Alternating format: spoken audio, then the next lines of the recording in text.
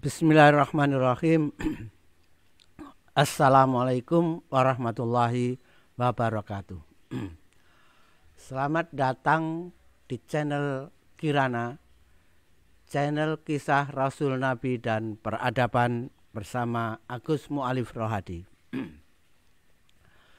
Pada sesi sebelumnya kita telah mengulas tentang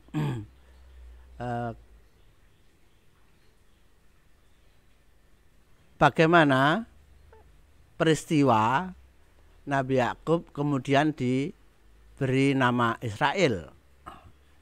Dengan kejadian tersebut kemudian Nabi Yakub merasa persoalannya dengan saudaranya yaitu Esau tidak akan menimbulkan masalah yang serius, sehingga kemudian yang sebelumnya keluarganya diseberangkan diseberangkan dari Sungai Yabok, kemudian diambil lagi dan menyeberang lagi untuk kemudian menyusul rombongan yang sudah rombongan Nabi Yakub, rombongan pengikut Nabi Yakub yang sudah agak jauh berada di depan.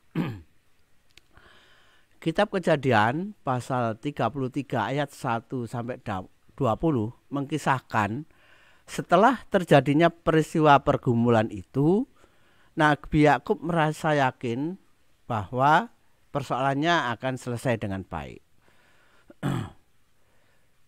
Kemudian setelah agak lama menyusul rombongannya, kemudian dari kejauhan Nabi Yakub mulai melihat rombongan yang cukup besar yang berjalan berlawanan arah dengan perjalanan Nabi Yakub dan rombongannya, sehingga Nabi Yakub merasa bahwa rombongan yang cukup besar yang datang menghampirinya itu adalah rombongan kakaknya.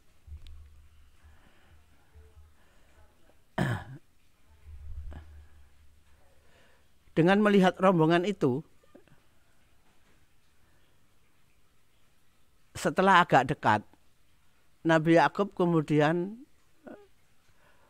berjalan dengan berkali-kali bersujud dengan mukanya sampai ke tanah. Jadi berjalan bersujud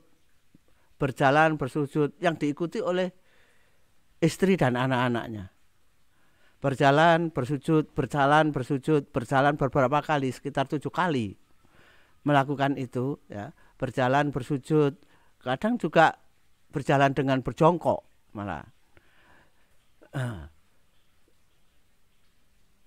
Lebih kurang 7 kali Nabi Yakub melakukan itu, dan apa yang diperbuat oleh Nabi Yakub itu kemudian juga dilihat dari kejauhan oleh Esau. Sehingga melihat yang seperti itu, kemudian Esau segera berlari mendatangi Nabi Yakub. Setelah berada di depan Nabi Yakub, kemudian diangkatnya Nabi Yakub. Jadi ketika Nabi Yakub sedang bersujud, kemudian dibangunkannya, kemudian berdekapan, ya. Ya bisa dibayangkan betapa emosionalnya peristiwa tersebut, ya. Jadi beban di pundak dari dua orang itu terhadap persoalan masa lalu terlepas, dan juga sudah berpuluh tahun, lebih dari 30 tahun tidak pernah bertemu lagi, sehingga pertemuan itu begitu sangat emosional, ya. Nabi Esau dan Nabi Yakub berdekapan, ya. Namun demikian Nabi Yakub tetap menyerahkan rasa bersalahnya kepada kakaknya, ya, dan mohon diampuni atas kesalahannya tersebut. Nabi Esau menanggapinya dengan sangat gembira, ya, dan bahkan bertangis-tangisan, ya. Setelah reda emosi kedua orang tersebut, kemudian Esau bertanya, siapa orang-orang yang ada di sekitar Yakub tersebut. Kemudian Nabi Yakub memperkenalkan istri dan anak-anaknya, yang istri dan anak-anaknya kemudian bersujud kepada Esau.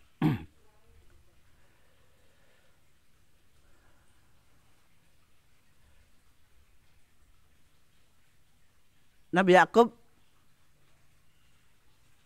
kemudian tetap melaksanakan niatnya untuk memberikan sebagian hartanya berupa ternak itu kepada Esau. Awalnya Esau jelas menolak pemberian itu, tapi Nabi Yakub terus mendesak karena sudah diucapkan. Niat itu sudah diucapkan sebagai seorang nabi, maka niat itu tidak bisa ditarik kembali. Terus mendesak dan akhirnya Esau bersedia menerima pemberian itu. Sehingga akhirnya persoalan yang dihadapi oleh Nabi Yakub dengan Esau dengan pemberian itu dan telah diserahkannya semua kesalahannya yang oleh Esau juga kemudian tidak dipersoalkan lagi, di mana Esau tidak lagi mempersoalkan hak kesulungan karena Esau sudah membangun pemukiman sendiri, membangun keluarganya sendiri, membangun sukunya sendiri, sehingga tidak mempersoalkan lagi persoalan tentang hak kesulungan yang lalu. Ya. Dan Esau juga telah berada di tempat yang tidak menjadi tidak menjadi tempat hak kesulungan atau menjadi wilayah suku yang nantinya Nabi Yakub akan menjadi kepala suku di wilayah tersebut, sehingga memang keduanya memang berbeda wilayah, berada di tempat atau berada di wilayah yang berbeda. Masing-masing telah menjadi kepala suku. Nantinya akan jadi kepala suku. Setelah semua kerundian, berbicara banyak hal antara Esau dan Nabi Yakub, setelah kerinduannya terlepas, ya sudah lepas, kemudian persoalan sudah tidak dianggap dianggap selesai, maka kemudian Esau pamit pulang, ya, pamit pulang kepada Nabi Yakub.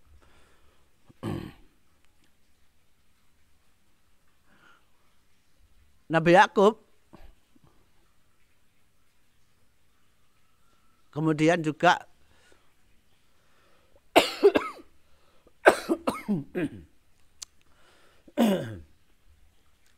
Nabi Yakub kemudian juga memerintahkan rombongannya, para pengikutnya, untuk pergi dari tempat itu dan berkemah.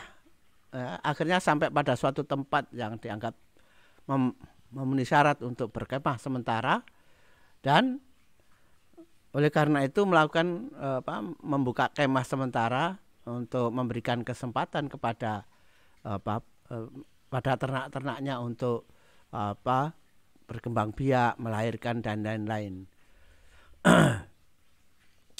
Bahkan agak lama di tempat yang baru tersebut karena Nabi Yakub merasa aman di tempat itu, karena juga berdekatan dengan wilayah kakaknya yang pasti kalau ada masalah dengan cepat akan bisa berkomunikasi dengan kakaknya, sehingga Nabi Yakub juga merasa aman berada di tempat itu dan berencana agak lama tinggal sementara di wilayah tersebut. Oleh karena itu, ya, karena ada gubuk-gubuk itu, yang gubuk-gubuk meskipun sementara tapi agak lama, maka wilayah itu kemudian dinamakan Sukot, ya. Oleh Nabi Yakub dinamakan Sukot. Setelah beberapa lama di Sukot, ya, setelah semuanya siap kembali, baik ternak-ternaknya maupun rombongannya siap kembali untuk berangkat, Nabi Yakub kemudian membongkar gubuk-gubuk tersebut untuk kemudian melanjutkan perjalanan.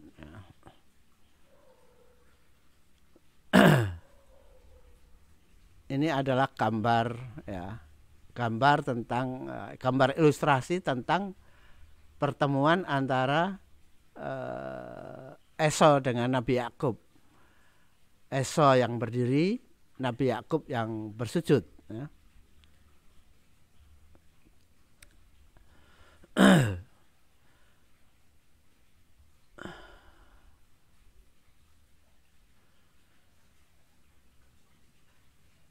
Nabi Yakub setelah dari Sukot kemudian berjalan terus, kemudian menyeberangi Sungai Yordan, jadi menuju tepi barat Sungai Yordan, ya, ke tempat wilayah jelajah dakwah Nabi Ibrahim. Ya.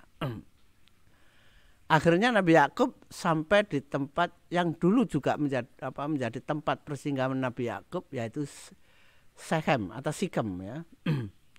Di sini, sebagaimana kebiasaan Nabi Ibrahim maupun Nabi Ishak, Nabi Yakub di Shechem juga mendirikan mezbah, ya, sebagai tempat yang baru yang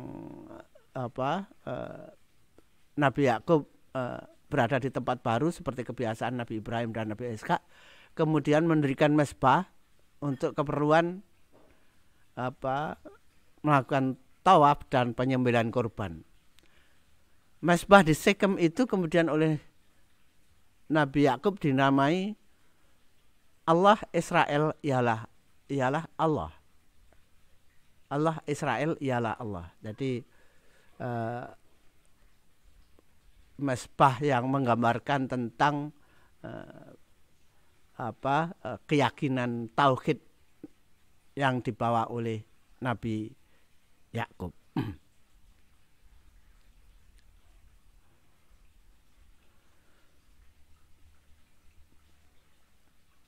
Di Shechem ternyata Nabi Yakub tidak sendirian. Ya. Ada tetangga suku, ya, ada tetangga suku yang namanya adalah suku Hemor. Ya. Kitab Kejadian pasal 34 ayat 1 sampai 30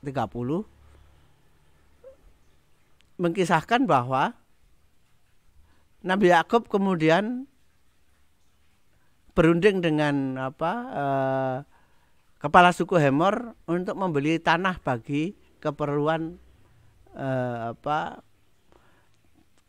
keperluan untuk mendirikan pemukiman dan tempat penggembalaan kambing. Mereka bersepakat dan Nabi Yakub kemudian membeli. Ya. Seperti halnya jadi ini adalah peristiwa baru. Kalau yang sebelumnya, ya, sebelumnya Nabi Ibrahim, ya, Nabi Ibrahim itu mendapatkan tanah di Baitul Maqdis dengan perjanjian, dan ketika mengubur istrinya, ya, membeli tanah, ya, di Mamre Hebron, Nabi Yakub juga demikian. Di Baitul Maqdis ini Nabi Yakub membeli tanah untuk mendapatkan tanah, meskipun sudah dijanjikan Allah bahwa tempat itu akan menjadi tempat anak turunnya, namun Nabi Yakub mendapatkan tanah itu dengan membeli, ya, tidak kemudian menduduki begitu saja, ya, atau merampas haknya orang lain, tidak, tapi Nabi Yakub membeli, yaitu membeli dari suku Hemor. Oleh karena itu, karena ada pembelian itu, maka tidak ada persoalan masalah konflik tanah dengan suku-suku yang ada di sekitar. Itulah yang dilakukan baik oleh Nabi Ibrahim, Nabi Ishak maupun Nabi Yakub untuk mendapatkan haknya di Baitul Maqdis, ya. Jadi tidak menduduki terus menempati semaunya sendiri, tapi membeli, ya. Kalau itu ternyata tanah sudah menjadi haknya orang lain, maka Nabi Ibrahim maupun Nabi Yakub membeli. Tapi kalau tanah itu belum ada yang memiliki tapi bertetangga, kemudian membuat perjanjian dengan tetangganya. Namun di tempat ini suatu saat ada peristiwa yang membuat malu Nabi Yakub, yaitu ketika karena sudah akrab bertetangga, sudah sering bertemu, suatu ketika anak perempuan Nabi Yakub, yaitu Dina, berkunjung untuk bermain-main dengan anak-anak perempuan suku Hemor.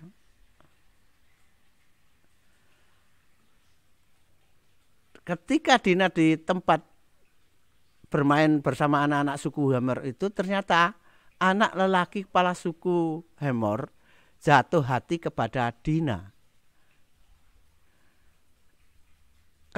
Ketika jatuh hati itu, kemudian seketika itu juga anak kepala suku Hemor ini memperkosa Dina.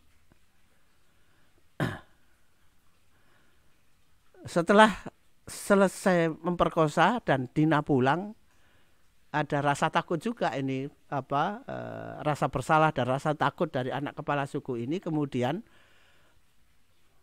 datang ke bapaknya menceritakan peristiwa itu dan minta kepada bapaknya agar melamar Dina kepada Nabi Yakub untuk diperistrikannya. Kemudian Hemor juga dengan rasa bersalah mendatangi Nabi Yakub dan menceritakan peristiwa itu kepada Nabi Yakub secara langsung, sehingga Nabi Yakub tidak hanya mendengar dari Dina peristiwa itu, tapi juga langsung mendengar dari kepala suku Hemor. Kemudian kepala suku tersebut bermaksud menyampaikan maksudnya untuk melamar Dina. Nabi Yakub tidak segera memberikan jawaban, namun dijawab dengan bahwa akan lebih dahulu dirundingkan dengan anak-anaknya yang lain, yang saat itu sedang tidak ada di rumah, tapi sedang menggembala ternak. Oleh karena itu kemudian Hemor pulang, sambil menunggu jawaban dari Nabi Yakub. Ketika anak-anak Nabi Yakub datang, maka diceritakanlah peristiwa yang dialami Dina dan maksud kedatangan Hemor yang akan mengambil Dina sebagai menantunya. Hemor juga dijelaskan juga bahwa Hemor menawarkan untuk hidup berdampingan dan saling menikah di antara keluarga mereka. Anak laki-laki Israel dan para pengikutnya dapat dinikahkan dengan gadis-gadis suku Hemor, demikian pula sebaliknya. Setelah berunding, kemudian anak-anak Israel kemudian memberikan syarat sesuai ajaran Tauhid, yaitu agar Hemor dan penduduknya mau melakukan khitan, karena agama mereka hanya memperbolehkan mengawinkan anak wanitanya dengan orang yang sudah khitan atau sunat. Kalau orang Indonesia menyebut khitan itu juga dengan kata-kata sunat. Peristiwa ini juga menunjukkan bahwa khitan, ajaran Nabi Ibrahim yang pertama kali dilaksanakan di Bakkah, kemudian juga dilaksanakan oleh keturunannya, dilaksanakan oleh anak cucunya dari Sarah.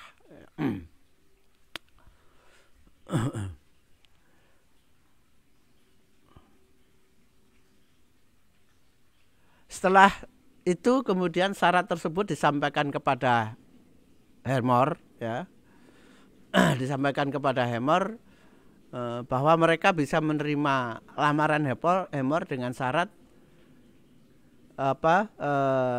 laki-laki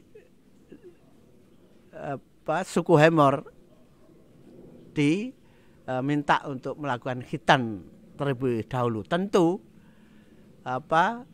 dibicarakan bagaimana khitan dan ditunjukkan khitan itu bagaimana dan bagaimana caranya dan hasilnya bagaimana, dan ditunjukkan bahwa khitan itu juga sudah dilaksanakan oleh anak-anak Nabi Yakub Sehingga Hemor tentu percaya telah melihat bukti bahwa anak-anak laki-laki Nabi Yakub telah melakukan khitan. Dan itu kemudian disampaikan kepada sukunya, dan penduduk laki-laki sukunya kemudian karena itu permintaan kepala sukunya sepakat untuk melakukan khitan.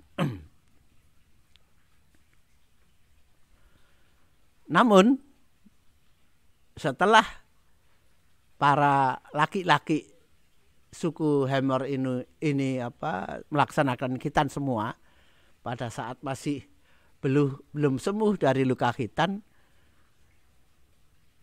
Simeon dan Lewi dan beberapa saudaranya datang mengambil Dina dengan paksa dan membunuh Hemor maupun anaknya.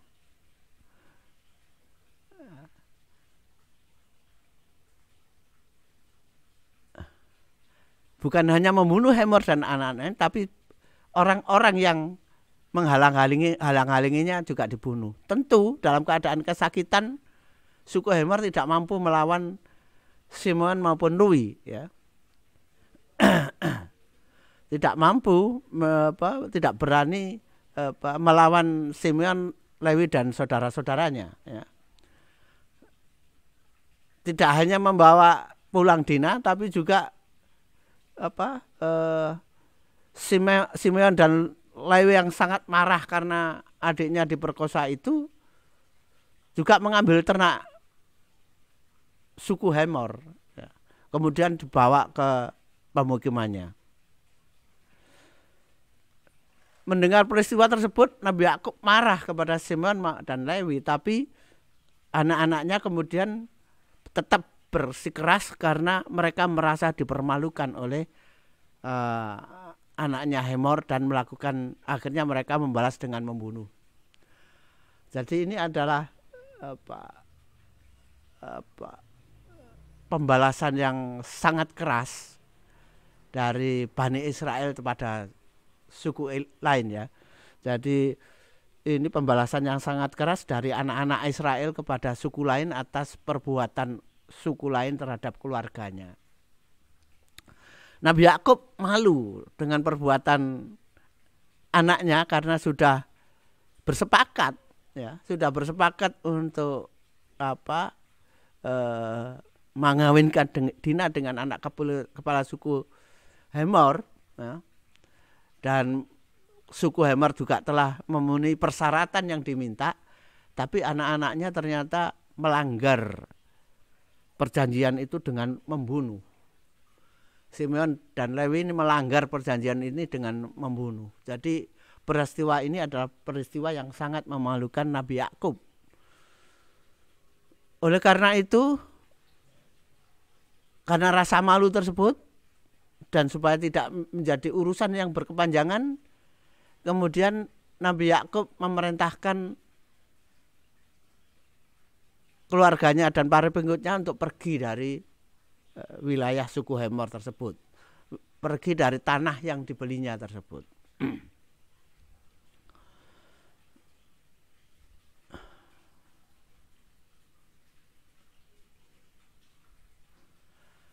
Kitab Kejadian pasal 35 ayat 1 sampai 29 mengisahkan, ya, ketika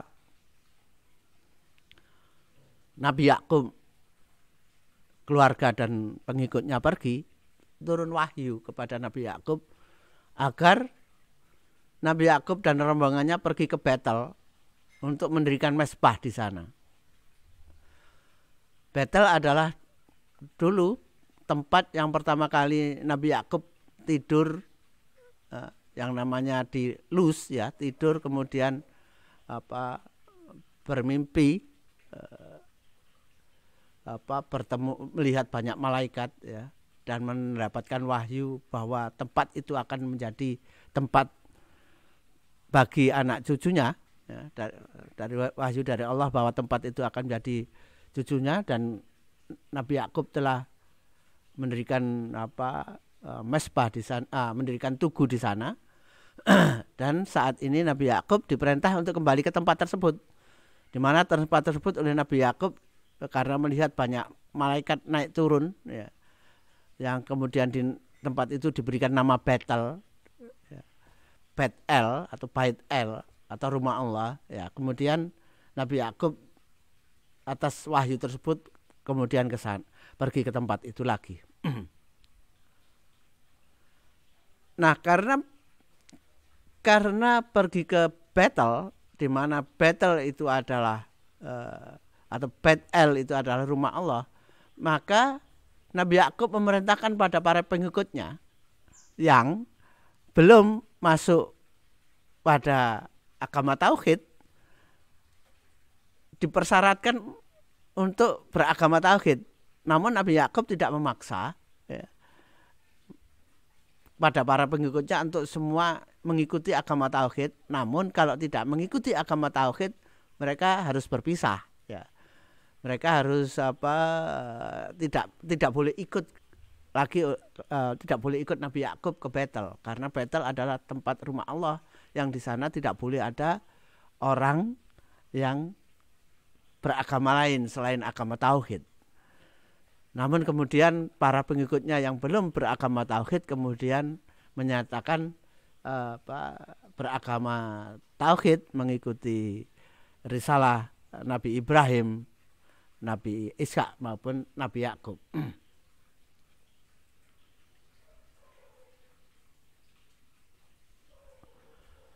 Setelah sampai di Betel, kemudian Nabi Yakub mendirikan mezbah, ya, untuk dijadikan pusat perputaran dalam beribadah tawaf, seperti yang diajarkan oleh Nabi Ibrahim. Dan kemudian agar mezbah tidak disembah, mezbah tersebut dijadikan tempat penyembelihan kurban dan tempat membakar daging hewan kurban.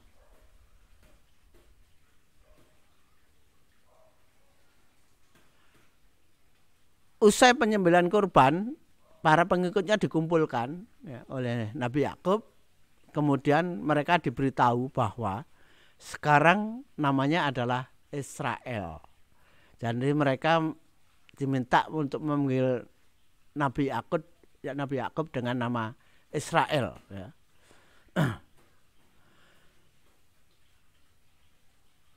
Hal itu ditekankan oleh Nabi Yakub karena setelah menyembelih kurban, Allah turun wahyu Allah kepada Nabi Yakub yang menguatkan bahwa namanya Nabi Yakub sekarang Israel. Dan hal itu kemudian disampaikan kepada para pengikutnya, dan sejak itu Nabi Yakub dipanggil Israel. Wahyu kepada Nabi Yakub tersebut juga menyatakan bahwa nantinya keturunannya akan sangat banyak dan akan menjadi suku-suku yang besar dan bahkan menjadi bangsa, sehingga akan muncul raja dari keturunannya. Jadi ada pemberitahuan melalui wahyu dari Allah bahwa ketika di Betel itu keturunannya Nabi Yakub akan menjadi suku-suku dan menjadi bangsa-bangsa di tempat tersebut, dan keturunannya bahkan akan menjadi raja-raja di tempat tersebut.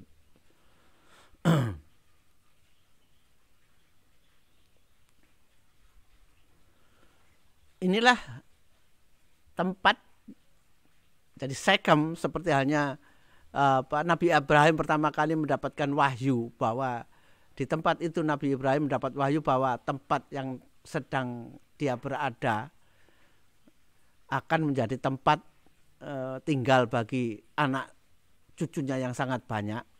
Dan wahyu ini kemudian diulang lagi kepada Nabi Yakub, ya. Jadi boleh dikatakan di tempat yang sama ini, oleh karena itu Betel boleh dikatakan sebagai pusat, ya, pusat dari wilayah Bani Israel, ya. Jadi Betel lah tempat atau pusat wilayah Bani Israel.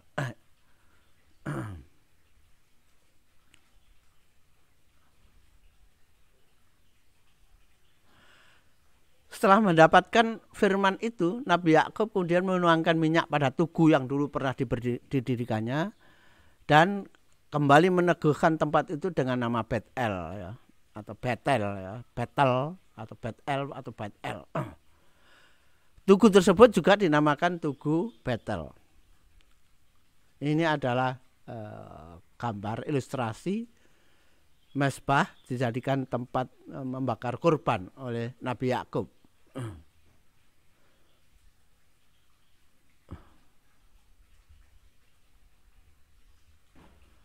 Namun tujuan Nabi Yakub pulang adalah bukan berhenti di Betel ya. Bukan berhenti di Betel, oleh karena itu setelah beberapa lama di Betel, Nabi Yakub memerintahkan para pengikutnya untuk membongkar perkemahan untuk melanjutkan perjalanan ke Mamre Hebron. Perjalanan ke Hebron kali ini agak lambat ya, agak lambat karena saat itu istri Nabi Yakub yaitu Rahel sedang hamil lagi, sedang hamil. Sudah hamil cukup besar dan tidak akan lama lagi akan melahirkan. Namun Nabi Yakub tetap memutuskan melanjutkan perjalanan. Ketika masih dalam perjalanan ke Efrata, ya, rombongan tersebut berhenti karena Rahel akan melahirkan. Saat melahirkan ternyata Rahel sangat kesulitan ya, sangat kesulitan melahirkan, meskipun akhirnya anaknya bisa lahir dengan selamat. Ya. Ternyata muncul anak laki-laki yang oleh Rahel, anak laki-laki tersebut diberi nama Ben-Oni. Namun Nabi Yakub atau Israel menamakan dengan nama Benyamin, ya, Benyamin. Ya. Jadi itulah riwayat kelahiran Benyamin, yaitu lahir ketika masih dalam perjalanan ke Hebron, ya, dalam perjalanan ke Hebron dan lahir di tengah jalan, ya. Lahir di dalam perjalanan menuju Hebron.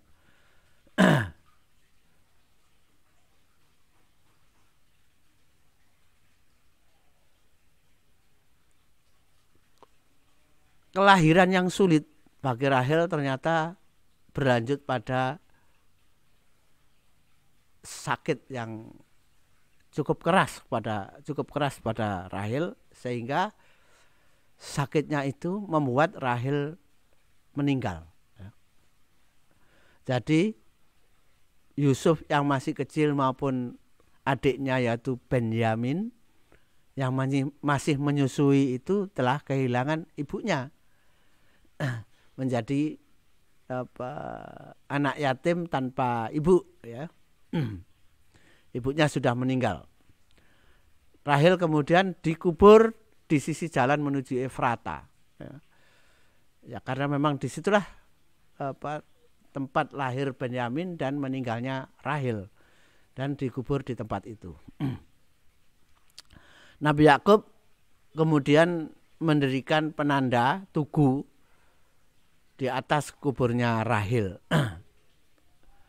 Nabi Yakub beristirahat sejenak di tempat tersebut sambil melepaskan kesedihannya, namun tidak terlampau lama, kemudian melanjutkan perjalanan menuju Mamre Hebron yang masih cukup jauh, ya, masih cukup jauh dari Efrata, masih cukup jauh dari Efrata.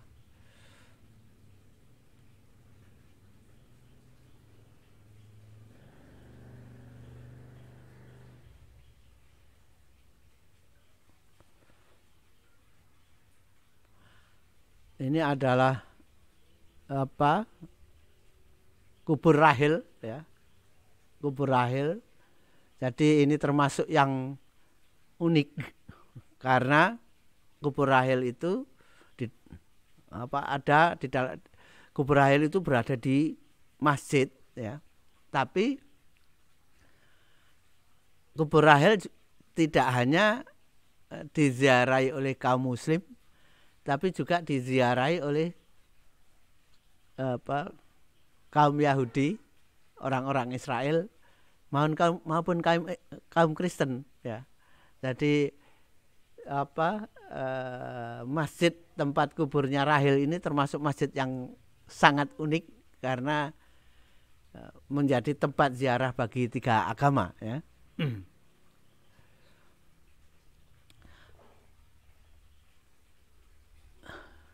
Akhirnya Nabi Yakub bisa sampai ke Hebron dan tinggal di tempat yang di tanah yang telah dibeli oleh Nabi Ibrahim ya. Nabi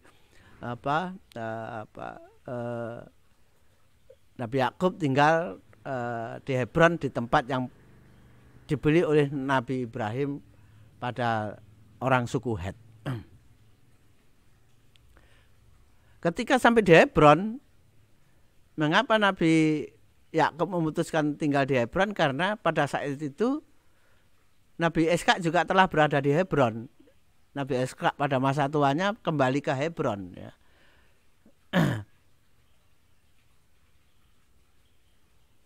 Nabi Ishak tentu semakin tua, namun tidak dikisahkan saat itu apakah ibunya Nabi Yakub yaitu Ribka telah meninggal ataukah masih hidup, karena di kitab Kejadian tidak mengkisahkan bagaimana kematian Ribka. Meskipun Ribka kemudian dikubur di Gua Makpela, di mana di situ ada kubur Nabi Ibrahim dan Sarah. Namun karena Nabi Yakub ketika datang ke Hebron ada bapaknya, ada Nabi Ishak di situ, maka sangat mungkin karena Nabi Ishak sudah kembali ke Hebron, sangat mungkin Ribka sudah meninggal ketika Nabi Yakub kembali ke Hebron. Ya. Karena apa? Karena Nabi Ishak tetap di situ dan tidak kembali ke Berseba ya. Tapi Nabi Ishak menetap di Hebron. Dengan demikian sangat mungkin pada saat itu Ribka sudah meninggal dan Nabi Ishak tinggal di Hebron sambil menunggu ajalnya tiba. Jadi saat itu Nabi Ishak sudah sangat tua ya. Apalagi Nabi Ishak sudah buta ya.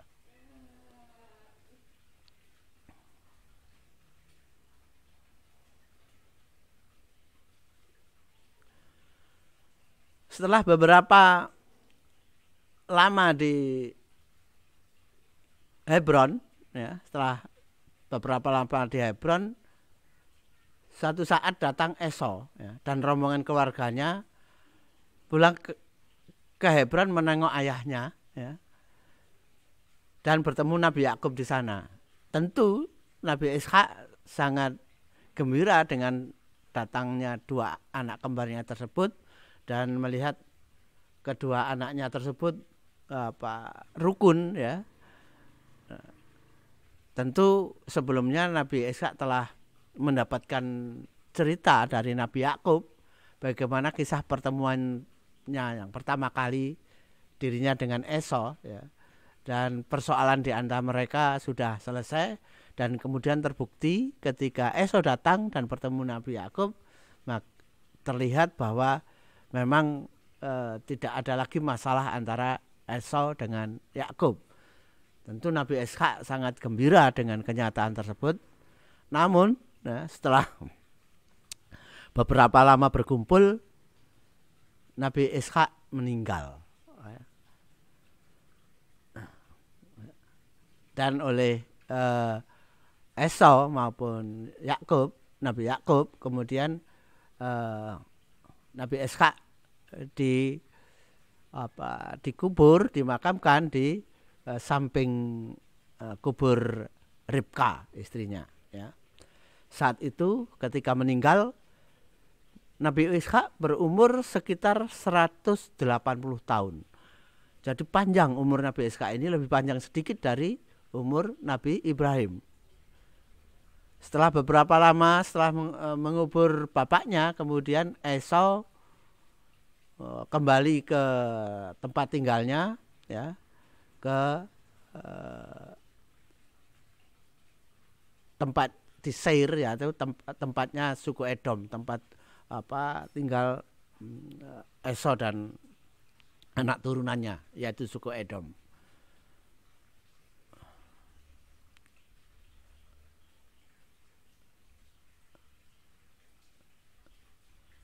Ini adalah peta, ya, di mana peta Baitul Maqdis dan timur Sungai Yordan serta suku-suku yang ada di situ saat itu, ya.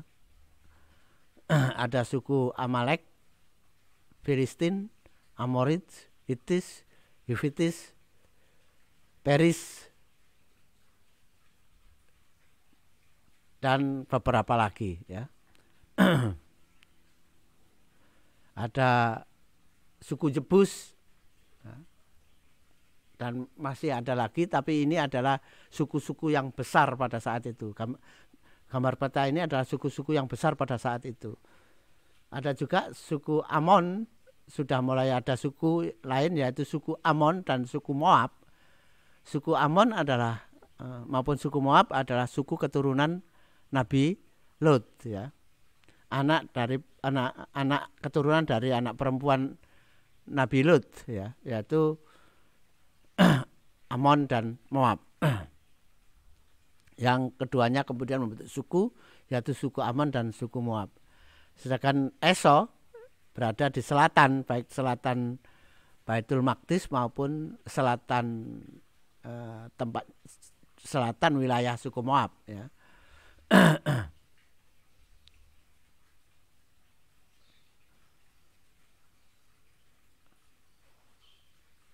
Jadi ini adalah cikal bakal, ya. Ini adalah cikal bakal wilayah yang kemudian disebut Baitul Maqdis. Dan suku-suku yang ada di Baitul Maqdis pada saat itu, ya.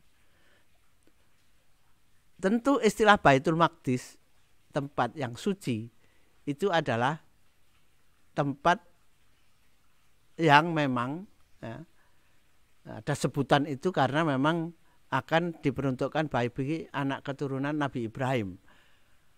Tapi karena ada suku-suku yang lain nantinya, ya, ada risalah, ya, ada risalah lagi yang tidak turun pada saat Nabi Yakub.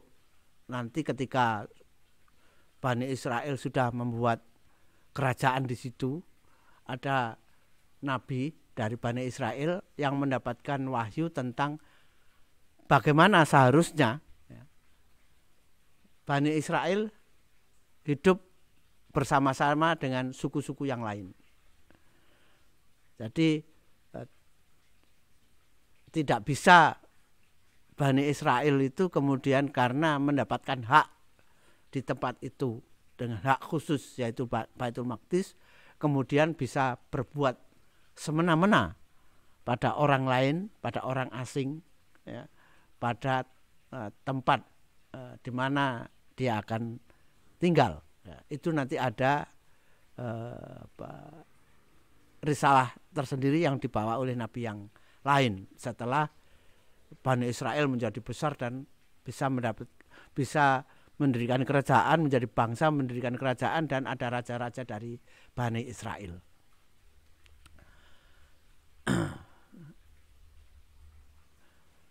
Itu adalah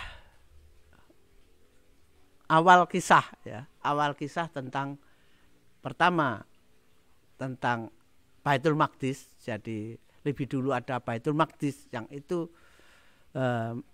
diserahkan pada Nabi Ibrahim untuk anak turunnya, dan yang kemudian Nabi Yakub juga mendapatkan jaminan dari Allah bahwa tempat itu akan menjadi tempat tinggal anak turunannya, dan nantinya setelah keturunannya sangat banyak dan mendapatkan mampu membentuk suatu bangsa dan bahkan menjadi raja-raja di sana, muncul risalah tentang bagaimana mereka harus tinggal di Baitul Maqdis bersama suku-suku lain yang berada di tempat tersebut terlebih dahulu, maupun orang-orang asing yang akan datang kemudian. Tapi itu nanti setelah lewat masa Nabi Sulaiman, ya. Setelah lewat masa Nabi Daud dan Nabi Sulaiman yang menjadi raja Bani Israel. Saya kira untuk kali ini kisah tentang asal usul Baitul Maqdis dan Bani Israel sudah kita kisahkan. Mudah-mudahan ini menjadi pengetahuan yang bermanfaat bagi kita, dan kita bisa membedakan Baitul Maqdis maupun Baladil Amin, ya. Dua tempat yang menjadi tempat bagi bangsa-bangsa keturunan Nabi Ibrahim dari dua istri yang berbeda, dan juga ada tempat bagi keturunan Nabi Ibrahim dari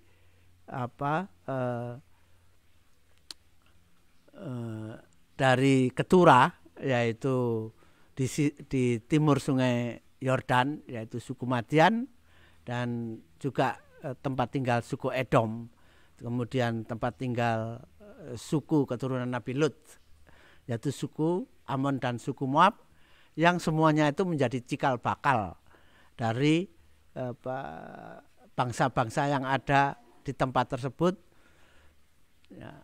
Dan nantinya kita bisa juga menelusur lebih jauh lagi persoalan-persoalan yang ada di tempat tersebut. Kalau Baitul Maqdis adalah tempat yang awalnya memang sudah ada suku-suku lain yang di tempat itu, ya. Kalau di Baladil Amin, Nabi Ibrahim dan Nabi Ismail betul-betul mendapatkan wilayah yang dalam keadaan kosong, tidak ada orang yang tidak ada orang yang lebih dahulu tinggal di tempat tersebut, ya, sehingga tidak ada masalah dengan suku-suku yang lain. Oleh karena itu kemudian menjadi tempat yang dijamin keamanannya oleh Allah, yaitu Baladil Amin. Saya kira untuk kali ini sesi kali ini cukup sekian, mudah-mudahan bermanfaat. Yang akan kita lanjutkan pada sesi berikutnya, yang semakin lama akan semakin seru, ya. Yang makin lama akan semakin seru, ya. Demikian, mudah-mudahan bermanfaat. Billahi taufik wal hidayah. Assalamualaikum warahmatullahi wabarakatuh.